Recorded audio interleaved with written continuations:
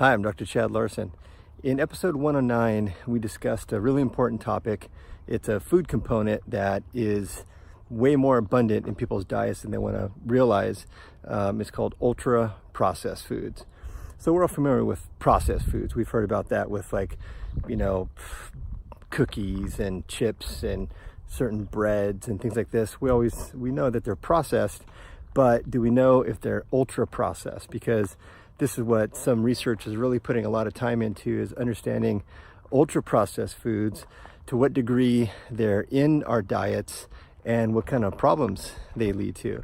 And so I discussed in that episode 109, I cited a couple different studies talking about the risk factors that ultra-processed foods really put on our system. Today I'm gonna fill that in a little bit and then talk about how, ultra-processed foods just sounds kind of like a nebulous sort of concept. What really is that, and how can we find out if we're consuming ultra-processed foods? So we're going to get to that in just a sec. But these ultra-processed foods, what we're finding out is that they're doing three really significant things in our body that are increasing our risk factor for a lot of these conditions, chronic health conditions. What they do is it increases pretty significantly your glycemic load. You get kind of a spiked blood sugar response. And we all know, because we've talked about it so many times, that when you get a spiked blood sugar response, what follows right behind that is you get a spike of insulin. And we know that insulin causes fat storage and causes you to be hungrier. So it just kind of creates this vicious cycle. And that takes me to kind of problem number two. Problem number two is that these foods have a very low satiety potential, meaning that you eat them and eat them and eat them and you just don't feel satisfied. And so what you do is you eat more and more. And so it's a way that we can really, really overeat these kind of foods and cause more blood sugar spiking and cause more insulin to be released. And then we're just kind of on this vicious cycle. And then number three is that these ultra-processed foods, the research is showing that it's rewiring the gut microbiome in the system to be more pro-inflammatory, causing more inflammation. It creates such an environment of the gut microbiome that it promotes the type of bacteria that lead to a whole variety of inflammatory conditions. And these are the inflammatory conditions that you're very eager to avoid. It's heart disease and hypertension, which is high blood pressure, and obesity, and cerebral vascular disease, and dyslipidemia, like imbalance of your cholesterol and triglycerides and that kind of thing. It causes metabolic syndrome, which we've talked about so many times. It causes blood sugar dysregulation. It causes GI conditions, and it causes cancer. These kind of inflammatory conditions that are created with this hyperglycemic load, low satiety potential to where you just get hungry and hungrier, and then rewiring and reworking of the gut microbiome, this combination of things.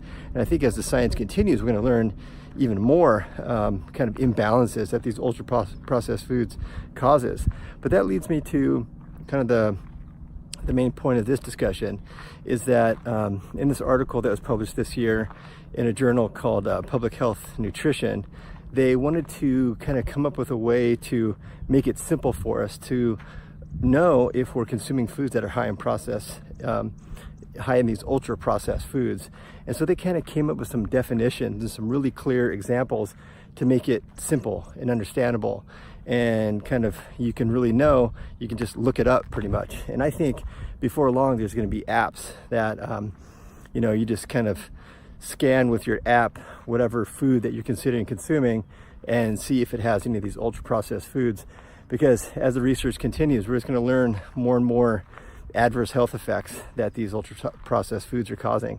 So it's going to be I think probably lead to some policy changes. In fact, there's some other countries, not the US just yet, but there's some other countries that are saying avoidance of ultra processed foods is now the golden rule if you're creating any kind of national dietary guideline. And so some countries have actually already adopted the avoidance of these ultra processed foods as the golden rule. That's where you start, and then you kind of develop the rest of the dietary plan from there. But avoidance of these ultra processed foods just takes a huge major dietary risk factor off the table. So you know, I'll continue to read those studies and bring you that information. But so I just wanted to kind of highlight this new information. I'm going to have this guideline and kind of these definitions and examples right at the bottom of the YouTube channel. So look for that. It'll be a link on there where you just simply click on it, and you'll see category 4 of processed foods is the ultra processed foods.